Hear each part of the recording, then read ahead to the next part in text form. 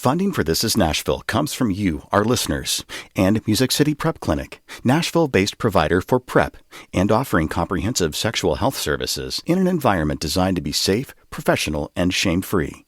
Learn more at musiccityprep.org. I'm Khalil Ekolona, and this is Nashville. Welcome to our Reporter Roundup Religion Edition.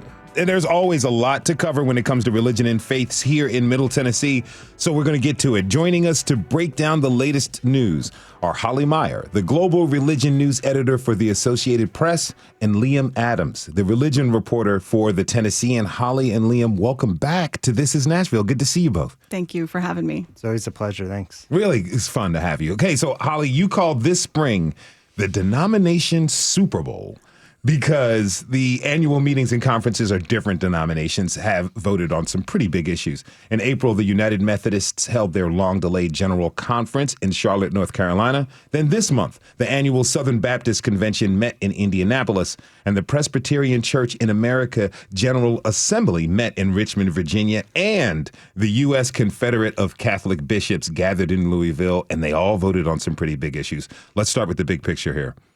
Can you give us an overview of a few of the main issues that the, United Methodist Church and the Catholic bishops addressed at their gatherings? Yeah, absolutely. It is very much church meeting season.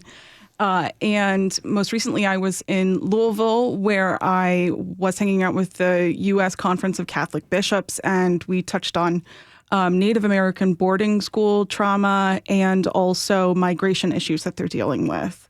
The United Methodists were before that, and they knocked down their longstanding ban on LGBTQ clergy and same-sex marriage. Okay. Liam, what was front and center for the Presbyterians and the Southern Baptists? Yeah, well, front and center was the issue of women in ministry and leadership in the church. The SBC was a little higher profile, where they had a vote on a measure to enshrine a ban on women pastors, and that was narrowly defeated at the SBC annual meeting in Indianapolis, which I was at. That same week, the Presbyterian Church in America, the PCA, which is the sort of conservative evangelical Presbyterian denomination, it also voted on a measure to sort of strengthen constitutional restrictions on women preaching, and that was narrowly defeated as well. So there is this sort of larger story around women in ministry, women in leadership in the church coming up throughout several evangelical denominations right now. All right, so let's talk about the United Methodist Church, which is the nation's second largest Protestant denomination. They have been experiencing a splintering over church policy and theology, mostly over LGBTQ plus rights, which you mentioned, and LGBTQ plus rights and inclusion have been at the forefront of the church for many years. Liam, you recently worked on a story about this. LGBTQ plus members and churches within the UMC are highlighted at a local church here in Nashville, in Edge Hill, actually, UMC. They played an important role in that movement. Can you give us some context as to what happened? Yeah, so I worked on that story right before the UMC General Conference in Charlotte, which I went to get a sense of the history of the LGBTQ affirming movement in the UMC. And the General Conference, which happens every 4 years, is supposed to, there had been this sort of history of legislative defeats for the LGBTQ affirming movement in the UMC. And I wanted to understand that a little bit better. I wanted to understand how these anti-LGBTQ restrictions had materialized really over the past 40 years within the UMC, which ultimately is what the General Conference reversed in a matter of 5 days. But this story, it was an opportunity for me to dive into a sort of local story that had these sort of national ramifications. So Edge Hill UMC was one of about a dozen churches to help form this LGBTQ affirming movement, which they call the reconciling movement. And it's since grown to, have hundreds of churches. And now with the reversal of series of anti-LGBTQ restrictions, including one that's kind of called the funding ban. It's expected for this movement to grow, for more churches to partner with a nonprofit that seeks to empower LGBTQ affirming churches. Okay. Now, Holly, what was the biggest LGBTQ plus issue that the UMC General Conference voted on this year? Yeah, that is the meeting Liam is talking about. He was on the ground. I was behind the scenes helping the Associated Press cover the conference. And I think one thing in terms of like immediate reaction to the overturning of those bans that people have fought a long time for were clergy. There was this one woman out of Pennsylvania who had been denied being United Methodist minister because she was publicly out as a lesbian. And so as soon as the ban fell, she went to her local conference and requested to be a minister. And so there was this really moving ceremony that the Associated Press was able to document and talk to her about that experience, about wanting to go back and be a part of this. And so she is now United Methodist clergy. And then we also, with that, talked to folks who are just like, I'm done. This has gone on too long. So, did the vote turn out the way most people were expecting? Yes, I would say that anybody who'd been paying attention to the dynamics in the United Methodist Church did expect it to fall. However, that is because a significant number of churches who would have opposed it and United Methodists who would have opposed it had left the denomination in the year prior. Okay, so the main governing bodies, they make policy decisions at these conventions. Question, how are those decisions implemented? And if local churches disagree, are there allowances for these local churches to not follow lockstep? Yeah, and I'm going to throw it to Liam to get into some specifics about that. But I think like a really good example is about the minister who, there was a path created for her after the denominational ban fell. It was like she needed to go to her local church conference and be like, hey, this is what I want to do. And then it was up to that conference to make that decision. Liam, do you want to talk about a little more? Yeah. So it's important to note that the changes that happened at the sort of international level within the UMC, really what it did was kind of neutralize language that had existed restricting LGBTQ folks from sort of elevated place in the church and United Methodist churches. Another example is, clergy being allowed to perform same-sex weddings. What the policies have now changed to is removing a lot of these anti-LGBTQ restrictions, but also there's new policies in place to allow churches that object to, performing same-sex weddings to choose not to based on a matter of conscience. And really the theme of the UMC General Conference was that not that the denomination was taking these major steps toward being progressive or inclusive, but that it was sort of returning to a sort of neutral position policy-wise.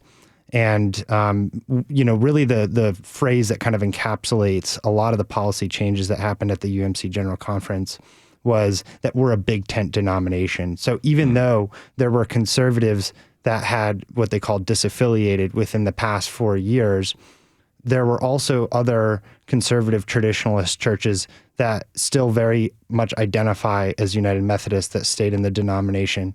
There are centrist churches, and then obviously there are these progressive churches. And so the challenge going forward for the UMC is how can we, now that we've sort of neutralized these policies, how do we make it sort of welcoming, I guess, for people across the sort of ideological spectrum? What happens to the churches who disassociate? Yeah, so there was more than 7,500 churches that disaffiliated. Wow. Many of them joined a more conservative breakaway denomination called the Global Methodist Church. But that's why we use the term splintering, because not all of them joined, instead of schism or split, not all of them joined this breakaway denomination. Some actually formed much smaller denominations or became independent. So how do you see local churches and members of the UMC like responding to these changes that are made as we move forward? Yeah, a great example was last week. I was at right when I came back from the SBC annual meeting, I went to the regional legislative assembly for the UMC, which is called the Tennessee Western Kentucky Conference. It was down in Murfreesboro this year. And they passed a resolution that acknowledged past harms, done against LGBTQ people in the church, and said the resolution also said to take steps toward an inclusive and affirming environment for LGBTQ people as well as other minorities. And that resolution passed pretty overwhelmingly. And I think I was surprised initially, but it sort of exhibits this sort of sentiment within the regional conference, but I'm seeing this happen at other regional conferences of like, let's move past this past conflict and see if we can make this a denomination that sort of is welcoming to people across the ideological spectrum. All right, let's switch to talk about the recent Southern Baptist Convention. It's gotten a lot of news coverage. Two of the big issues the SBC voted on were, one, the role of women, which you all mentioned, in church leadership, and about IVF, in vitro fertilization. You were in Indianapolis. You were there on the ground. First, tell me this. What's it like to be there in person? How many people attend? So this year there were about 11,000 delegates, which they call messengers, and then probably another 5,000 to 10,000 other people. So it's in the middle of this convention center. I mean, it is they say one of the biggest gathering of Christians worldwide within a 48-hour period. And so it's overwhelming, but it's also just exciting. Things are happening so fast paced. So you'll have, this year they had decisions and votes on this measure to enshrine a ban on women pastors, on the resolution on IVF, on electing a new president. Those were all kind of happening back to back. Wow. And so it is a really exciting environment. It's probably one of the most fun experiences I've had since starting this job. And Holly had the pleasure of doing that before me. Yeah, I covered the one most recently in Nashville in person. And I would say some folks call it like the biggest open mic in America at the time, or one of, because just about anybody in the room can go up and at certain times and make motions and bring things to the floor for consideration. And then also, it's also kind of like a city council meeting, a very big city council meeting, because a lot of the deliberations end up getting kind of trapped or hung up or moved through using like Robert's Rules of Order. And so it's this fun mix of business sort of just playing out very publicly in front of you. Who participates in the votes?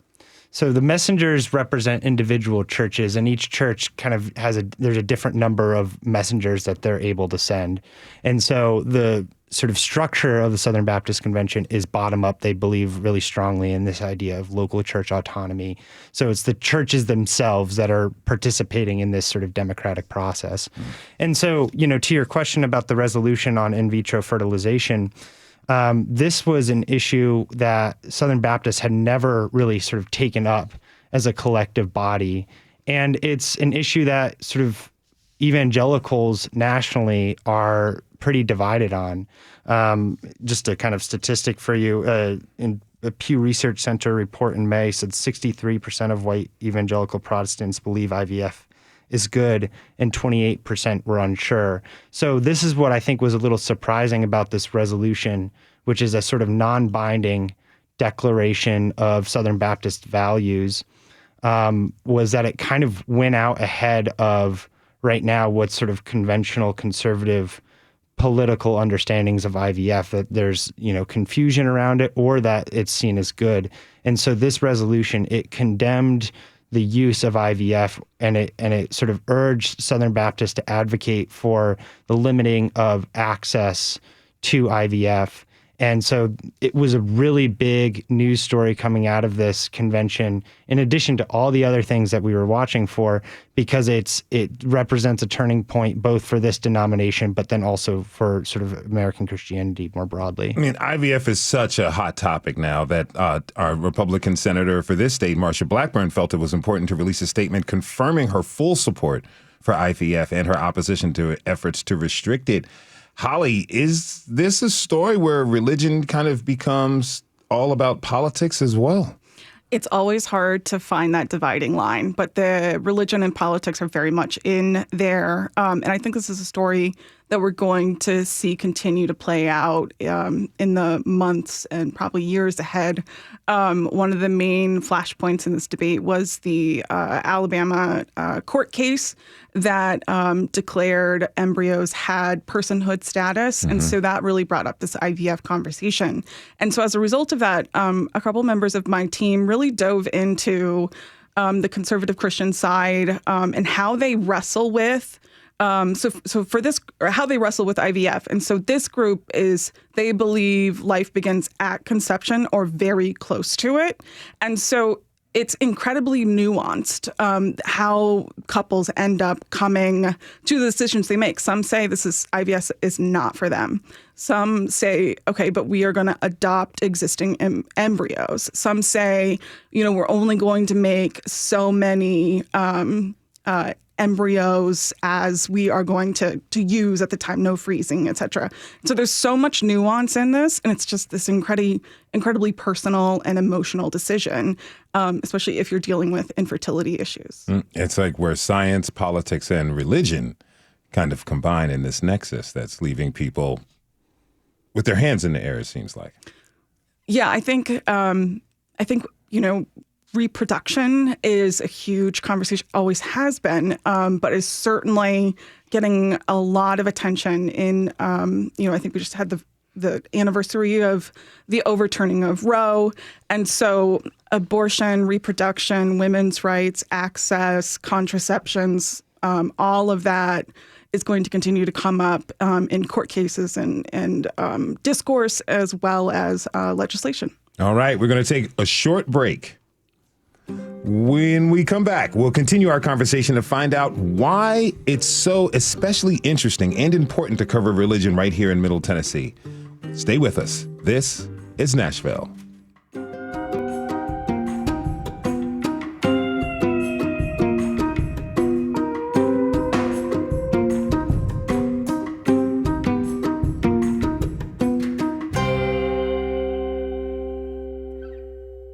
Funding for This is Nashville comes from you, our listeners, and Music City Prep Clinic, Nashville-based provider for PrEP and offering comprehensive sexual health services in an environment designed to be safe, professional, and shame-free.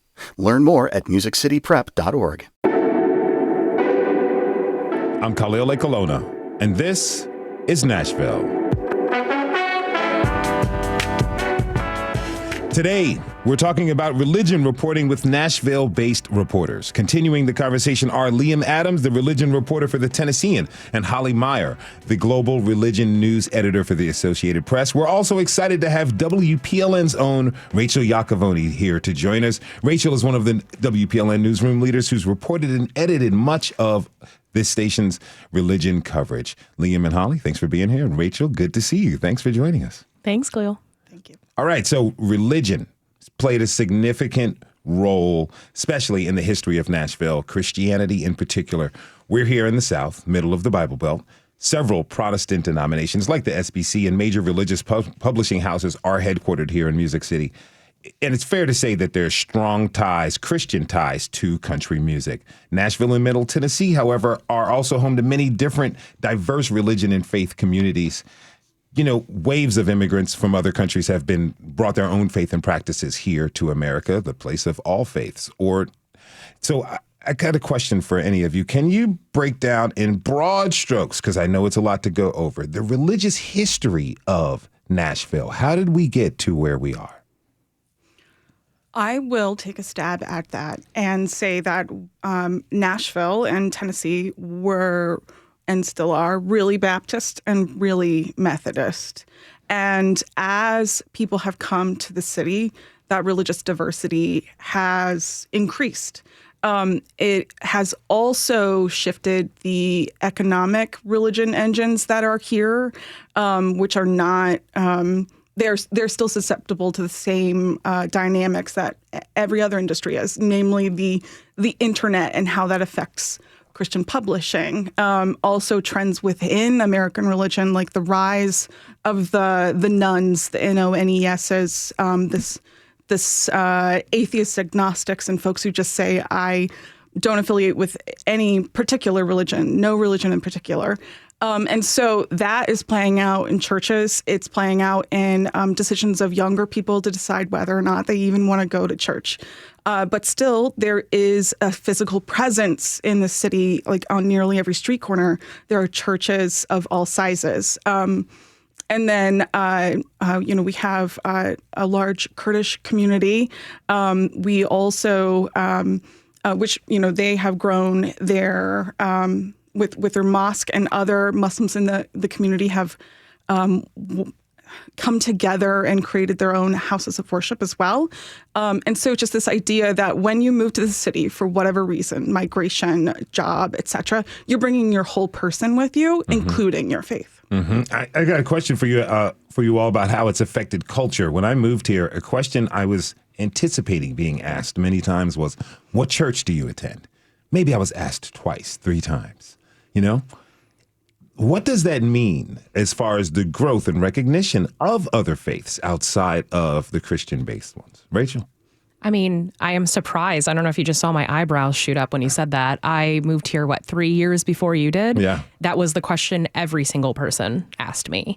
I remember talking to, at the time, one of our hosts, Jason Moon Wilkins, and he warned me about that when I arrived. He was like, you're going to hear this a lot. The conversation in coffee shops used to be, you'd overhear people talking about their country music careers, and now you'd be hearing people talking about the fellowship and their CCM careers, a lot of like, God is leading me type of statements. And that was definitely my experience when I got here in 2019. What's it like to report on religion here, where faith is so central to life here in Nashville and Middle Tennessee, maybe in a way that's different to other parts in the country?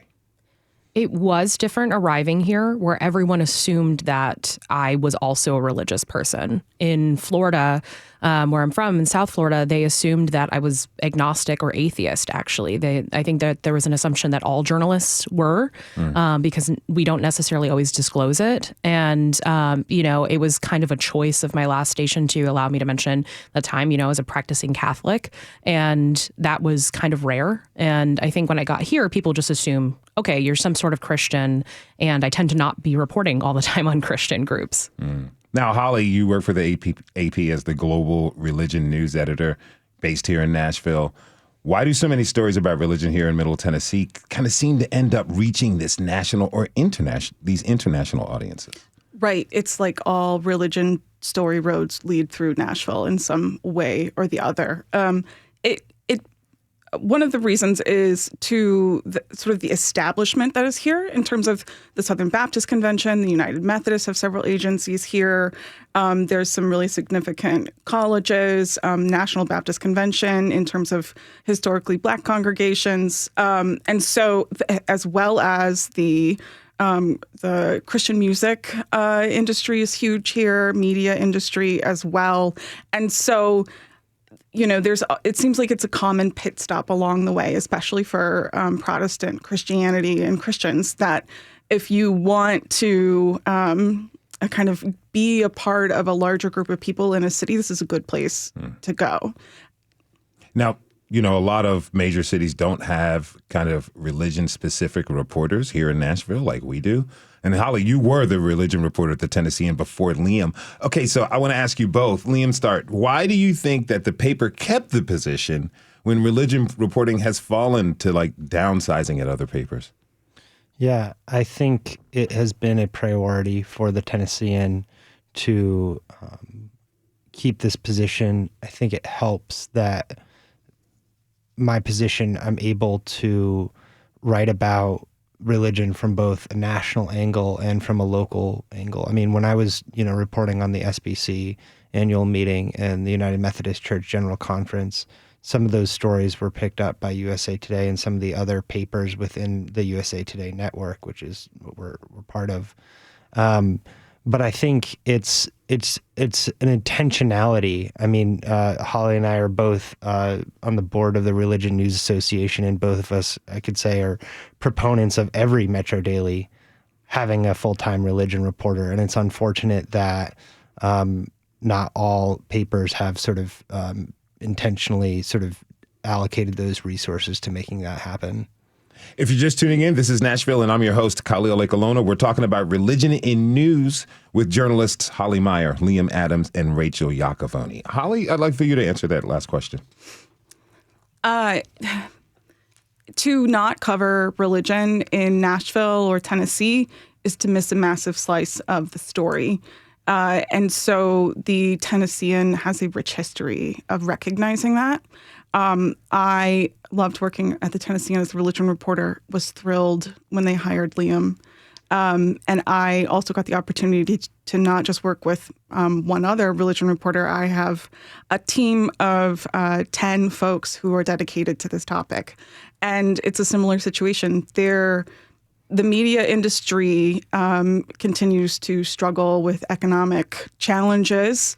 And for years at places, a religion job was often one that was cut. And so through grant funding, we have the privilege of being able to, provide religion coverage worldwide that wouldn't be done otherwise. Or we're there to support our colleagues who are kind of going headfirst at the main story, and we're being like, hey, by the way, here's the religion. Please take that bit and include it as well because it's important context. Yeah, like what you said, because, religion and people's faiths does inform their decisions, social, political, even personal.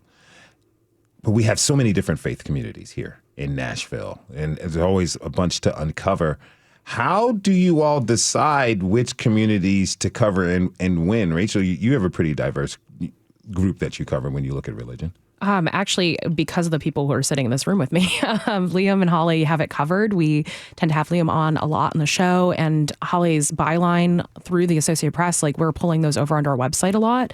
They have a lot of that, like the TikTok covered of what is happening with conferences. So what we tend to focus on are the communities that are smaller in Nashville. It is not just Christianity. It's gotten even more diverse since I arrived here. But one of the first events we had with WPLN when I arrived was at the Salahuddin Center, which is a Kurdish mosque. And I think that really opened my eyes to who was not being included in the conversation about religion. There are plenty of people who are religious in Nashville. That doesn't mean Christian. You recently covered a story about a local coffee shop, The Horn, and how they were serving Muslims who were breaking their fasts during the nights of Ramadan. We're going to take a listen to that right here.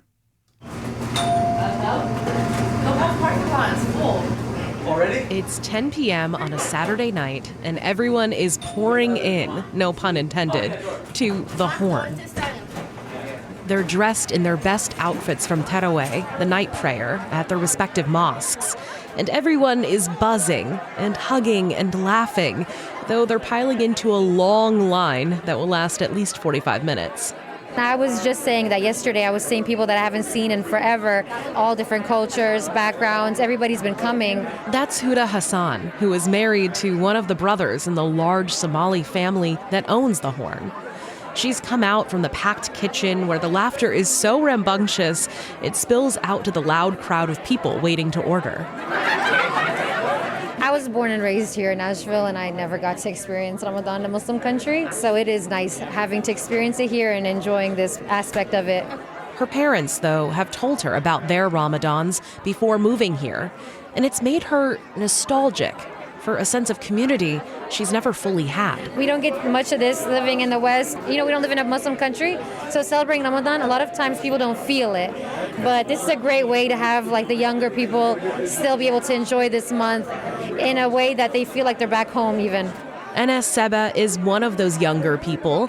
As a 20-something Yemeni, also born and raised in Nashville, his Ramadan experiences have been similar to Huda's.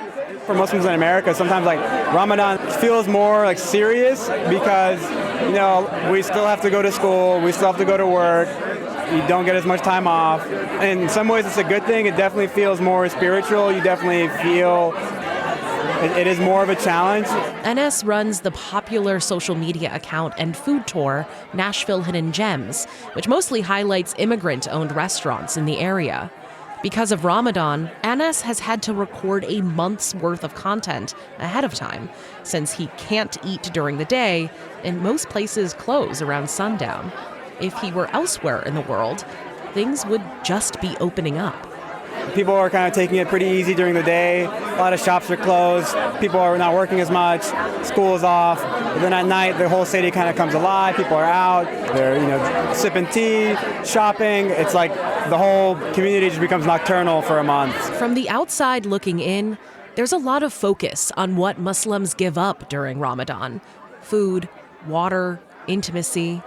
But everyone here is sharing how much they gain this month. Deeper connection to not only God, but their family, friends, and themselves. All right, Rachel, two things for you. That sounded like it was an electric environment. How did it feel to be there, and how did you find your way to covering that story? It was electric, so I'm glad that came across in that sound. Yeah, I think that really I found it because I constantly seeking that out. Like, my favorite part about covering religious stories is the joy. I think that a lot of the stories that we tend to have on our website and on air are the ones we're talking about more of like the governance of a body. But I like the cultural aspect of it. Why are people like subscribing to this faith? Why are they gathering this way? And, I think the choice to cover that one in particular is because we had gone to different breaking of fasts in people's homes. I know this is Nashville is focused on families before. And this was the community aspect is so fascinating to me because that doesn't happen in Nashville. So I happen to follow the Horn. They're really great. I'll plug their food as well. And so they mentioned in a really funny reel that they were going to be opening back up at night. And I just guessed pretty much that it was going to get crowded. I happened to be there day 2 and oh my gosh, it took me an hour and a half to get my own chai at the end of the night. Wow. Okay. So, but everyone is so happy. What you're hearing is true. No one was getting upset about the wait or anything. Everyone is comparing their outfits and taking photos for Instagram together as they were waiting. There's a lot of family friends who had not seen each other, I think, at the mosque. And so we're really excited to run into each other in that line. And I think it gives you just a glimpse into what it's like to be a member of a faith that you are not a part of. This is the part that is, I think, always maybe more relatable, the joy, the community, the friendship and family parts that you might not understand what the religion is, but you've experienced that before. I'm curious about what's on your radar. I mean, recently there's a story about the Hajj where it's kind of combining government processes, global warming. There's been a lot of people who have passed away and are suffering from extreme heat due to what's happening over there in Saudi Arabia as they're going on their annual pilgrimage. Are you going to pay attention to that to see how many, if any, Nashvillians or Middle Tennesseans are affected by that? And what's on your radar for future stories? Yeah, I think it's seeking kind of the Nashville, we keep talking about connection to the rest of the world. It really is such a hot spot here. So you'll hear when you're in line covering this kind of fun story, those types of connections to a deeper one. Because of this type of coverage, we got reached out to actually by a guy in Murfreesboro who's going through that temporary process to become a Buddhist monk because of his faith. And it's like if you become known for doing that, for giving a voice to those smaller faiths, then they keep reaching out to you. Now, a couple minutes left, but in this segment, I do want to talk about politics and religion. It's always a big issue. It's part of the culture wars. It's part of campaigning. It's part of platforms for folks. And particularly, we have a big election coming up in November. Holly, from your reporting, is November's election on the minds of religious leaders? Yes, I would say it is, for sure. I think you have a Catholic candidate and a candidate who is Christian or identifies that way and definitely has the favor of conservative Christians across America. And so there are naturally a lot of religious connections there, not just in the presidential race, but we've seen the conversation around Christian nationalism increase. And so those trends, I expect will continue as we move forward in this race and more to come. And then also the dynamic of Biden, President Biden, being a Catholic, but also not always being in lockstep with church teaching. And so religious leaders are paying attention to that because the people in the pews are paying attention to that. Now, Liam, from your perspective as a religion reporter, how much does religion play into the state politics here in Tennessee compared to, other states, even the surrounding ones? Yeah, it plays a huge part. And I think a great example is the part of the news around gun reform and in the wake of the Covenant School shooting, which you guys are doing a podcast series on right now, Supermajority. The Covenant School is a Christian school, and you've had a lot of sort of activism by members of that community or people who are connected to that community. Or, for example, the Covenant parent, his name is Brent Leatherwood, and he's the president of the Ethics and Religious Liberty Commission, which is the SBC's public policy arm, and he's been pretty involved. He's in these conversations. He, Brent, and other Southern Baptist pastors signed a letter supporting Governor Lee's, before the special session in August, that proposal, essentially the red flag law. But then you also have this sort of a coalition of Black pastors who have been really active in this conversation for a lot longer. And so that was one of the things that I've, paid closer attention to, is how both white clergy and clergy of color have come together in this conversation, or maybe still need to come together in this conversation around gun reform. So that's just one example among many others. Do you think that the religious trends that you see here in Nashville and the region are a pulse for the trends that are occurring across the country? Yeah, absolutely. The conversation that is happening right now around the 10 Commandments in Louisiana classrooms, it's very similar to conversations that we've had here around, for example, there was a bill in this legislative session around whether pride flags can be displayed in the classroom, among other flags. And so there's these sort of threads. Tennessee, and I'll plug a story that will be coming out, not from me, but from a colleague of mine, about Tennessee being the first state to designate the Bible as an official state book.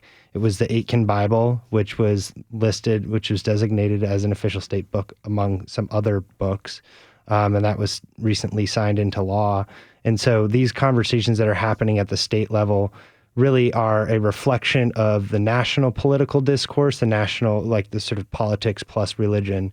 And they reflect back on each other. There's an interplay there. With the election coming up in November and this fall, are you, as reporters, I'm curious about, are you planning to cover the role of religion in the election and how folks vote? Holly? Absolutely.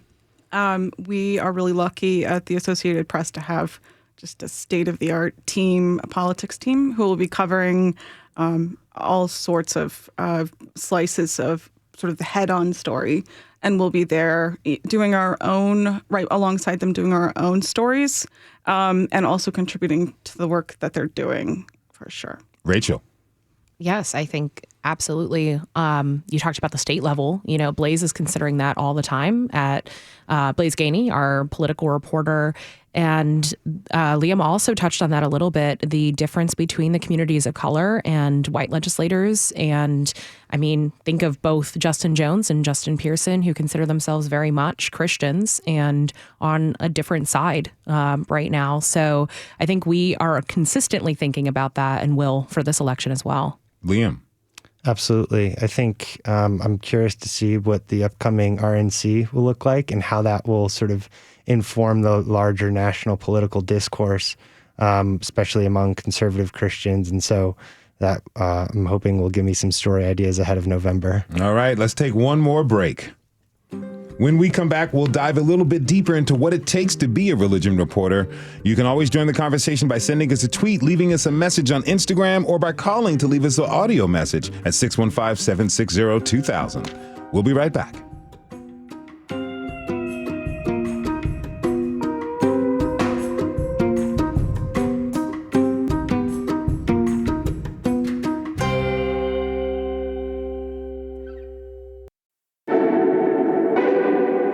I'm Khalil Ekalona, and this is Nashville. Welcome back to our Reporter Roundup, Religion Edition. Today we're talking with Middle Tennessee reporters who cover religion. Joining us are Holly Meyer, the Global Religion News Editor for the Associated Press, Liam Adams, the religion reporter for the Tennessean, and WPLN's own Rachel Lacovone as one of the WPLN newsroom leaders. Okay, you are all established religion reporters. What are you most interested in covering as a religion reporter? Liam? Yeah, for me, I would say the sort of accountability and watchdog opportunities that come with religion reporting are some of the most sort of exciting opportunities, even though it's dealing with some very heavy issues. So a lot of what I cover is around sort of abuse in the church. You know, sometimes that's sexual abuse, but there are other forms of abuse with sort of pastoral leadership and sort of how the accountability systems, whether they're working to hold ministers accountable for misconduct or whether those are falling short of that. So, you know, I mean, I've talked a good bit about what that looks like with the SBC, but a good example was a lot of my reporting last year was about the local PCA, the Presbyterian Church in America. It's sort of regional authority, which it's called the Presbytery, the Nashville Presbytery, and whether it was holding pastors accountable for misconduct or for sort of leadership failure. And so we had kind of two big stories related to two different PCA churches in town. One is Christ Presbyterian Church, which is a very prominent church where Marsha Blackburn goes, among other folks in town. And there's sort of mystery around the senior pastor at the time, Scott Sauls. He was on leave and what he was being disciplined for and the Nashville Presbytery's role in that. And then there was another pastor, Ian Sears, who's the senior pastor of the Church of Grace Village, who was accused of sexual misconduct. And so we wrote several stories about how the Nashville Presbytery was sort of handling the discipline of both Ian Sears and Scott Sauls. And so it's those kinds of stories. And that's opened up new windows of reporting on the PCA, which is not based here in Nashville, but I'm starting to sort of report on the denomination more from a national level because these local issues sort of open these doors. When you look at these issues of accountability, a couple questions. Are you religious yourself? It's my background, yeah. Okay, so as a human, you see these people who are faith leaders, who are entrusted by their congregates to lead them according to this very, very important set of rules, code of conduct, the text in the scripture that they follow. But they're human beings. They obviously sometimes do bad things or are accused of doing bad things. How do you kind of look at that compared to your faith? You're a human being who's reporting on the failures of other human beings in the faith community that people put their trust into them.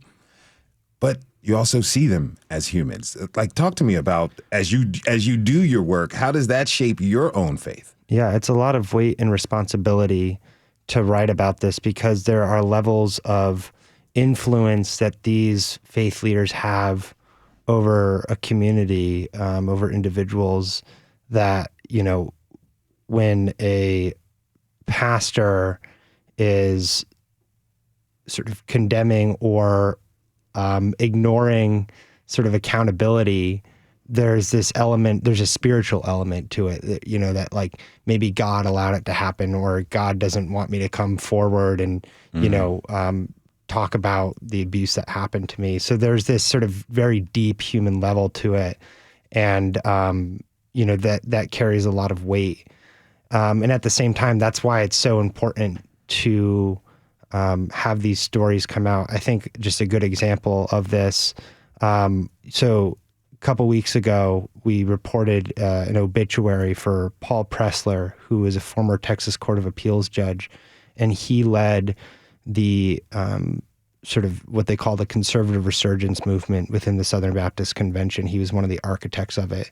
That started officially in 1979, and that pulled the SBC much further to the right. And he died a few weeks ago after a series of abuse allegations had come out. And it was actually those allegations that led to this very well-known investigative project by the Houston Chronicle that really exposed the abuse crisis in the SBC.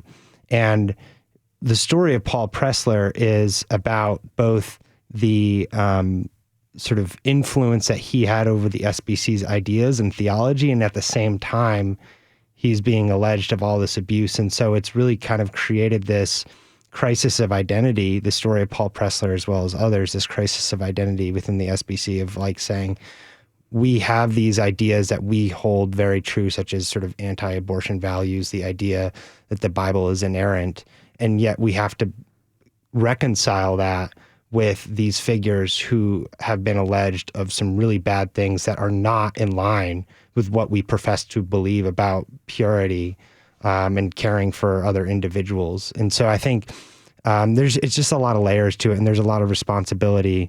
And so that's what's exciting about it. But, it takes time. Yeah. Yeah. Holly, you've been covering religion for so long. How do you kind of confront those issues that come up when it comes to accountability and the faith and the trust that people have in their leaders? I think that is one of the reasons those sort of violations of trust, they end up having like this extra layer of weight to them, because this is a space where you are usually vulnerable in church. You are seeking spirituality and guidance, and in the wrong hands, that can go awry, and sometimes very, very awry.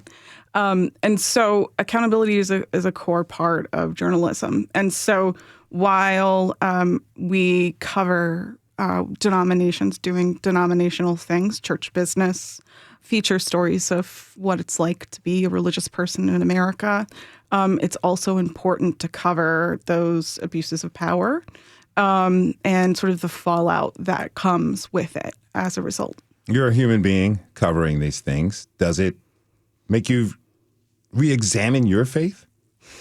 I don't tend to talk publicly about my faith, which is a fun religion journalism decision. It ends up being per person, how they approach that. And so what I will say is that I am always just incredibly surprised and grateful when people recognize that and trust me with their story.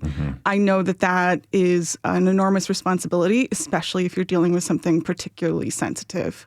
And so I just feel really grateful that people are willing to talk to me about what it's actually like, because you can talk about an issue all day long. What's really important is actually talking to the people who are directly affected by that. Rachel, when you are working on a piece, what do you want the readers to take away from your work? I want people to get a glimpse into someone else, but have that connection, like I was talking about. I think that the goal really is to put you right in it. Like you were sitting in the pews, that you are standing in line at that, chai shop with them, and you for a moment are a member of that. I think that it closes the gap then between maybe the listener who is Christian and the profile subject who is Sikh. Like I, had covered Diwali, and that was like a really incredible experience, and kind of what Holly's getting at, where I felt this responsibility that even though it was a very joyful story, that they're trusting me to get this right, that I haven't lived day in and day out in this faith. And so I need to learn as much as humanly possible, kind of keep my mouth shut and be embedded in this community for a while. And the best emails you can get afterward, or phone calls or texts, are someone saying like, wow, this is so wonderful. I sent this to, the entire congregation, our body, of worship. And that means you've nailed it, really. This last question for you, Rachel. Covering all these different faiths, these different religions, has it deepened your own? Yeah, I would say very interesting question. My mom, who is very devout Catholic, loves to ask me after I go to these stories is, did you sense the Holy Spirit there? And these are never Christian backgrounds that I am, featuring. So I think it's also maybe expanded my mom and our family's mindset on it. But, I'm pretty open about it, mostly because, I don't know, my Instagram is public, that I'm now Methodist. And it's been an interesting walk here in Nashville to join that congregation. So it's really good to have all of you here. Thank you so much. Really appreciate this. We had Holly, Liam, and Rachel. Thank you for you all for being here. Holly Meyer is the global religion and news editor for the Associated Press. Liam Adams is the religion reporter for the Tennessean, and Rachel Iacovone is a voice you hear often on these airwaves. She is a WPLN newsroom and listener and editor. Pardon me. Thanks to you all for being here. And thanks to you for tuning in this hour. This is Nashville is a production of Nashville Public Radio. Today's episode was produced by Katherine Ceicys and Mary Mancini. It was directed by Tasha A.F. Lemley. Our technical director and board operators, Liv Lombardi. The masterminds behind our theme music are Larange and Namir Blade. You can listen back at thisisnashville.org or wherever you get good podcasts. The conversation doesn't end here. Tweet us at This Is Nashville. Find us on Instagram. Tell us what you want from our show by filling out our quick survey online. And you can also call to leave us a message, 615-760-2000. This is Nashville. I'm Khalil A. Colonna. We'll see you on Monday, everybody, and be good to each other.